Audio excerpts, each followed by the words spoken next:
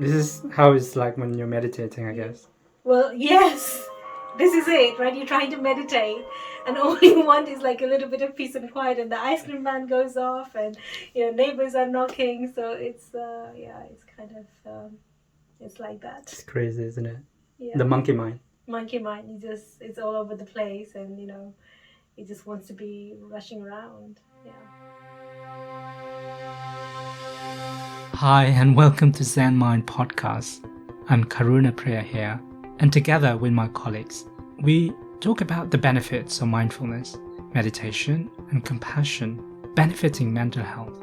I ask my guest speakers to share their journey, challenges, and opportunities, and give their 3 top tips on well-being and resilience. Enjoy. On this episode, I'm interviewing Nitima Priya. She is the co-founder of Akanista and Zenmind app. Nitima is an integrative counselor, life coach, and mindfulness teacher. She studied hypnotherapy, psychotherapy, NLP, and counselling skills at the Contemporary College of Therapeutic Studies based in London, and is a member of the British Association for Counselling and Psychotherapy. She has facilitated many workshops at the Imperial College, Royal College of Arts, and leading corporate companies such as Soho House, BACP, Save the Children, to name a few. She has facilitated residential and non-residential retreats in the UK and in Portugal, as well as in the French Pyrenees. As part of the National Mental Health Awareness Week, I'm delighted to interview Nitima. So, welcome Nitima to Zenmind podcast. Thank you.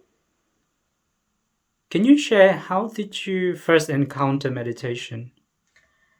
Meditation has been part of my upbringing because of the culture I'm from, the kind of society. I was born and brought up in Nepal, and it's very much part of the culture. Yes.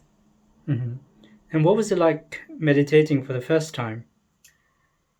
Well, I thought it was supposed to be very calm and relaxed and, finding that stillness, but it was nothing like that.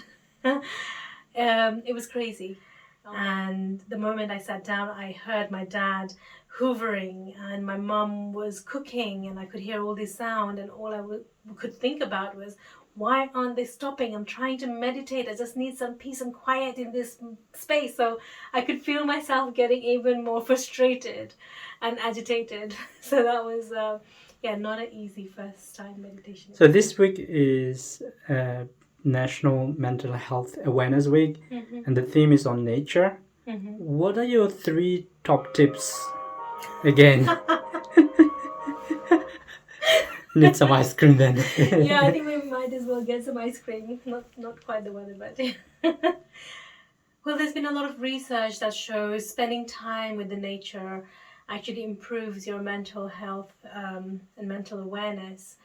Your body releases chemicals, good chemicals when you are in the nature. So there's definitely a correlation between mental health and being in the nature. In terms of mental health and nature, one of the things that you can do is to go for a walk in the nature. There are lots of parks in London.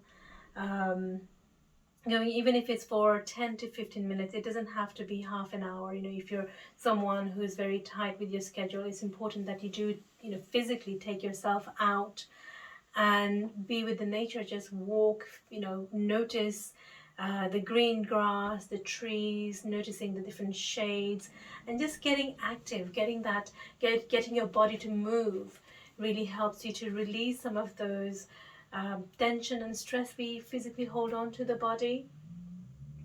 Yeah, so that's one. Number 2 is, if you don't, of course, during lockdown, a lot of people really struggled to stay in, but having a little pots and plants really helps. I myself, I like to buy little plants and to nurture it and to see it grow is almost like a metaphor for your own well-being and growth. As you see the little plant growing, you have to take care of it. You've got to nourish it, you've got to feed it, water it, ensure that it's getting the right amount of sunshine. And as it's growing, you really notice that you feel like your baby is growing. You really have a real connection with these plants. So if you feel that if you find you're restricted where you're staying, maybe order some seeds and plant them and spend some time every day to nurture.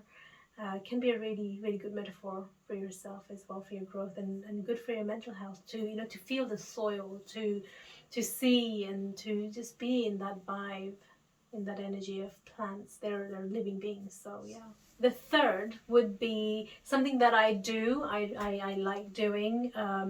So when I go for a walk in the field nearby, there is a beautiful oak tree, and I connect to this one particular oak tree. It's huge, it has branches growing across, almost coming down to the earth.